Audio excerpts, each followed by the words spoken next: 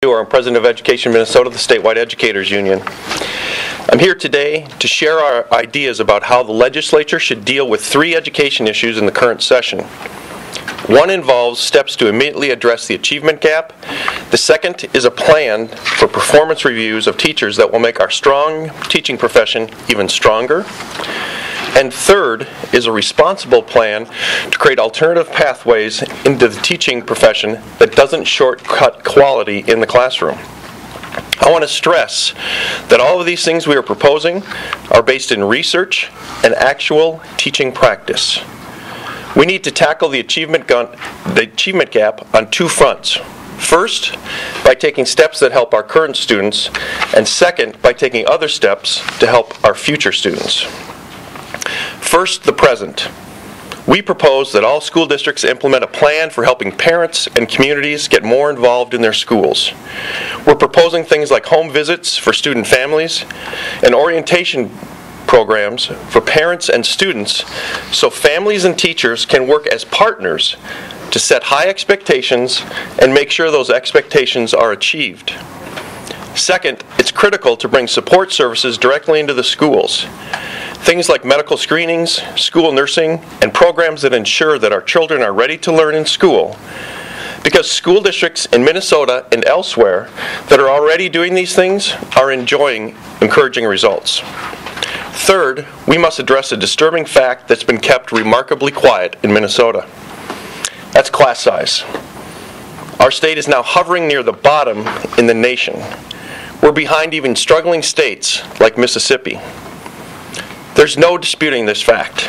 Children who struggle to learn better in smaller classes. Class sizes must get smaller. Ultimately, all of these achievement gap concepts and others should be in every school. But as a start, these efforts should be focused on the schools where students struggle academically the most. Last year, the federal government identified 32 in Minnesota. We propose focusing our beginning efforts on a similar number of schools to be identified by the Minnesota Department of Education. As for future students, we know that children do better when families do better. We also know that the foundation for success in school and later in life begins even before a child enters the classroom. So we support a statewide district-by-district assessment to determine where effective early childhood services exist. Then a focused effort to improve services where it's necessary. We also know that high-quality kindergarten leads directly to success later in school and later in life. So we support all-day, everyday kindergarten in all communities in Minnesota. All of these steps I've outlined are proven methods in both research and in practice of closing the achievement gap. In terms of our youngest children, former Federal Reserve economist Dr. Art Rolnick estimates that for every dollar we invest in early childhood education, society as a whole gets a 12% return. That's in form of less crime, less welfare, and a better workforce. It is within our grasp to close the achievement gap in the state of Minnesota. We can do this, but only if everyone recognizes the complexity of this issue and only if everyone agrees that we all have a shared responsibility to solve it. The second thing I want to talk to you today about is ensuring that only the best educators are teaching our children. It should be said from the outset that a vast majority of Minnesota teachers do an outstanding job. Our leading ACT scores and third in the nation graduation rates prove that. But Minnesota needs a stronger evaluation system that helps develop and support our teachers. I think a lot of Minnesotans would be surprised to learn that many teachers go years without a performance review. That failure is inexcusable.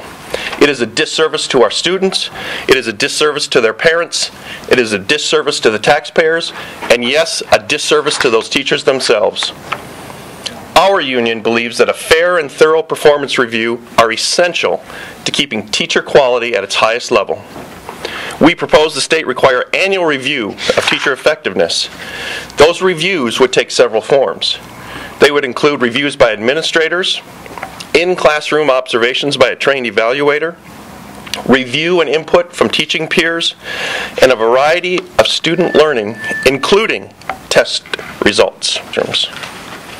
Lastly, I want to briefly discuss alternative pathways into teaching. There's a responsible way to go about it, and we intend to work with anyone who will take a responsible approach on this issue. Previous alternative licensing proposals badly weakened the standards for becoming a teacher. We objected because it makes no sense that while we require more from our students, that we would demand so much less from those teaching them, and then expect better results.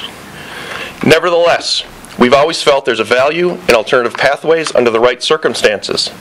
For instance, where there are shortages of teachers, either geographically or in subject areas, or where mid-career professionals want to teach in their area of expertise. There should be accelerated pathways into the profession. Candidates would need to demonstrate, actually, that they know how to teach children. They must also have a degree in the field in which they're going to teach.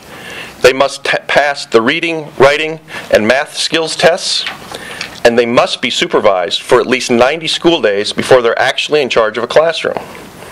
We will support responsible alternative licensure measures, and we won't support measures that lower teaching standards or put unqualified people in front of our children.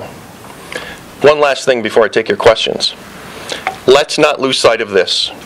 Minnesota is one of the best education states in America. We're blessed with great students, great teachers, and great community support.